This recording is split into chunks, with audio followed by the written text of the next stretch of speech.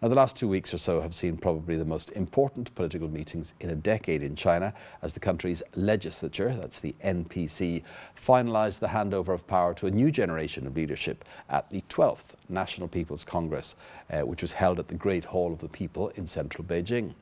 Now, to wrap up the proceedings on Sunday, Keqiang, who was confirmed as the new Chinese premier last Friday, appeared in front of journalists for a once-a-year press conference. Li, whose position has been compared to that of, say, China's COO, compared to new President Xi Jinping's CEO position, promised the government would respect the law, respect the people, and take on its responsibility for the country. He also took a number of questions from domestic and foreign media. So, how has China's online community reacted to the events of the past couple of weeks? And how do they view the prospects ahead, as outlined by Li? What messages did they take from the new Premier's words on Sunday?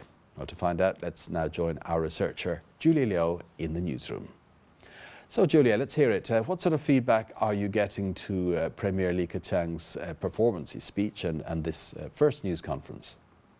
Well, it seems that overall net users are fairly welcoming and are reasonably happy with the performance in general. Pretty positive overall, I'd say. This poster's comment is a typical one.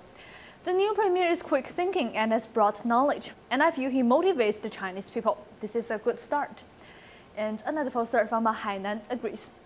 His answers were both plain and profound. This looks good for the times ahead. And the poster on iPhone.com has another comment. I sensed a little bit of a nervousness there, but there were no cliches or meaningless talk. I feel he'll do even better next time around. And some people have even dubbed Li's much more active body language when compared to his predecessor Wen Jiabao as Li Keqiang style. And anonymous poster from Zhejiang says, his gestures are nice, they come from his heart and seem natural and friendly. And while some net users noticed a slip of the tongue, at one stage he said clean government twice, while the second time he should have said a government ruled by law. And most feel it is understandable, as Dai Lang 5856 says, well, this is not a language test or a speech contest, it's about governing the country. Meanwhile, this poster from Henan doesn't see the point in obsessing over Li Keqiang as an individual.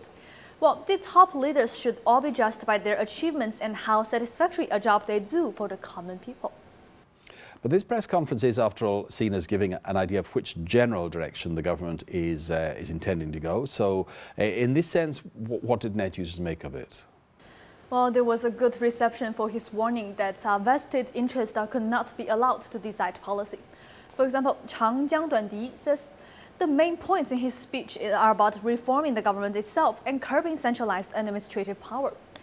And Feng Haining on HSW.cn says, well, these remarks about talking the talk not being as good as walking the walk is positive. It means less empty slogans and more practical measures. And more specifically, a lot of net users were quite impressed by Li's promise to curb on government expenses. Tong Zhiwei from Shanghai sees this as a definite priority, saying, use of public funds for three major private purposes. Cars, banquets, and overseas visits has reached an unprecedented level and has to be cut.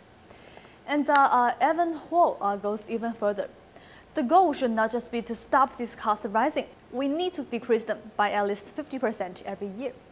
And similarly, after Li's remarks that the number of people on the government payroll will decrease, not increase, net users are expecting even harsher measures. For example, this poster named Hen argues, the number of government officials should decrease by 50%. There should be an increase in work efficiency and in the degree of people's satisfaction with their work. And then this poster on Sohu.com warns that it won't all be smooth sailing, saying, well, a common situation in China is that there are unanticipated countermeasures following a good policy. Well, some local officials may act in a two-faced manner or to be selective. But at least let's try and see. Okay, one last question, Julia. A few of Li Keqiang's answers to the press concerned cross-straits relations and, of course, other aspects of foreign affairs, China's relations with other countries. What sort of responses were to these? Well, in terms of relations between the mainland China and Taiwan, well, there's no real surprise. Well, net users tend to agree with Li's reputation of China's long-stated goal of an eventual reunion. Liu Sha Sui Yue says, Well, mainland Chinese and Taiwanese are all Chinese descendants. The mainland is watching Taiwan across the sea and will never give up on it. And this sort of comment from 保留原来的昵称 is typical of a net user's sentiment. He has this to say. Well, no matter how well the relationship between the mainland China and Taiwan develops, it still looks like the relations between two countries, and only unity can finally resolve the Taiwan issue fundamentally. And another much remarked upon answer from the premier was about bilateral relations between China and the US, in which he said, shared interests often override the country's disputes. And She Yingshi Chen Jie liked this attitude, saying, well, there was no tit-for-tat sniping. Instead, he started from the point of their respective interests to ease the dispute. And Hao Xiao 100 agreed. This is a quite clever and reasonable answer. And finally, there were plenty of comments on Li Keqiang's response to a question on accusations of hacker attacks by China against the United States. Well, Li said he detected a presumption of guilt in the question, and this phrase has got much attention from the online community. Well, Datu Wang 1963 said, well, Li used his skillful knowledge of the law to analyze and answer the questions, which is impressive. Well, a net user on Sohu.com says simply, this was a righteous way to answer a provocative question. Okay, thanks, Julia. And that was China Tech researcher Julia Liu with net users' overviews on the recently wrapped up 2 sessions, and particularly that press conference and speech by new Chinese Premier Li Keqiang on Sunday. Next here on China Take, some of the top trending phrases on China's most popular search engines. Let's see what's got Chinese net users curious these days.